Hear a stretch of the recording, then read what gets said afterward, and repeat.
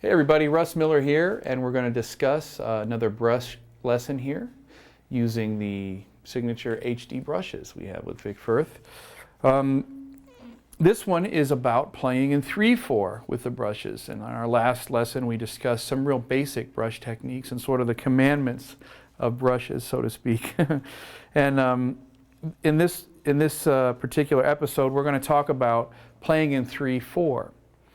And there's two ways really that I play in 3/4 with the brushes. The first one I learned from Ed Thickman, and that was what I called alternating 3. And of course, playing in 3/4 is very similar to playing in 4/4, except for you have one less beat. It's in 3. So it does change what's happening. We call it alternating 3 because in the way that Ed would play it a lot, and the way that I would play it a lot, you would just go ahead and play almost the same movement you would do in 4, but because it was an odd numbered measure, it would alternate every other measure. So just to give you an example, as we spoke about before, using our sweep brush, we have a little less dense, thinner bristle, and it fans a little wider, and it sounds good as our sweep hand. We start at 10 and 4. 1, 2, 3, 1, 2, 3, 1, 2, 3, 1, 2, 3. Now you can see I'm just sweeping like I would in 4, but it's alternating back and forth. So sometimes this is 1, 2, 3, and sometimes 4 o'clock is 1, 2, 3, and then back and forth. 3, 1, 2.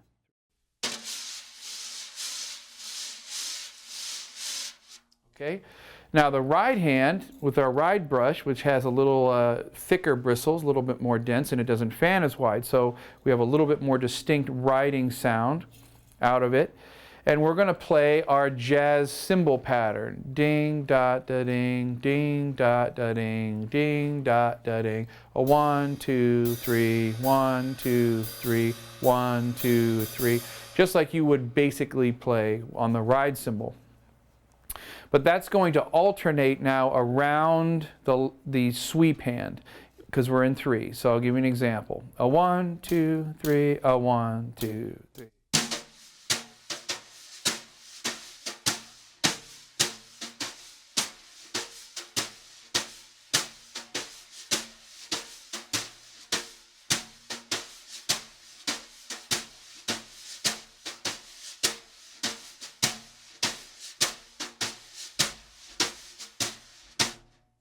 So you can see I'm playing basically what I would be playing in 4, same sort of motion with the right hand where there's the flick on the back beats.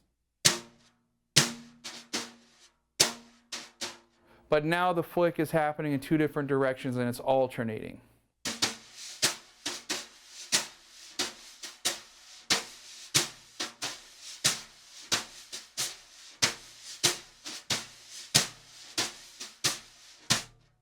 Okay, and that's how Ed showed me many years ago what I call alternating 3. Now there's another 3/4 pattern that I like to play where I utilize the left hand for me, which is my sweeping hand, to play the skip note in the 3/4 swing. So I'm basically playing just quarter notes with my riding hand, okay? So to do it very slow, a 1, 2, 3, 2, 2, 3.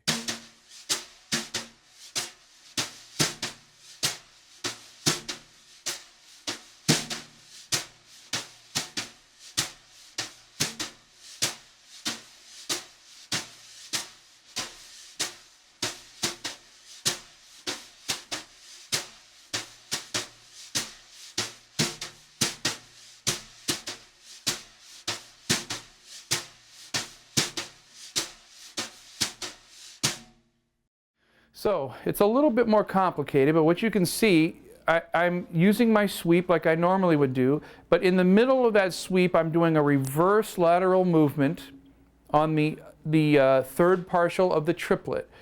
1, 2, ba da, 1, 2, ba da, 1, 2, da da, 1, triplet 3, 1, triplet 3, 1, triplet, 1, triplet 3. 1, 2, 3, 1, 2, 3. That's where the backward lateral movement is happening. Third partial, beat 2 of the triplets. And I'm just playing long sustaining quarter notes with the riding hand. A 1.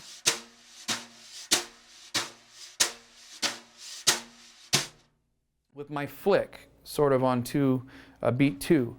Now, that feels real driving and strong, more than the alternating 3 does. The alternating 3 has a real waltz sort of feel. So when I go to play a waltz, I usually do the alternating 3. When I'm playing more of a straight ahead swing thing in 3, I would move to this sort of technique. So one more time. A 1, 2, 3, 2, 2, 3.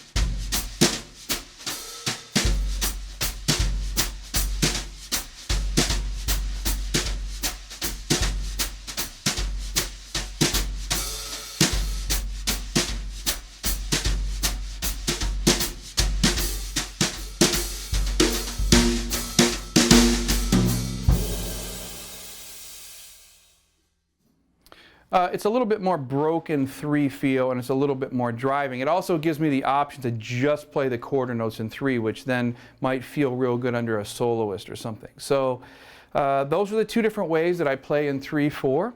And let me now demonstrate using a play-along track what that might sound like with the band.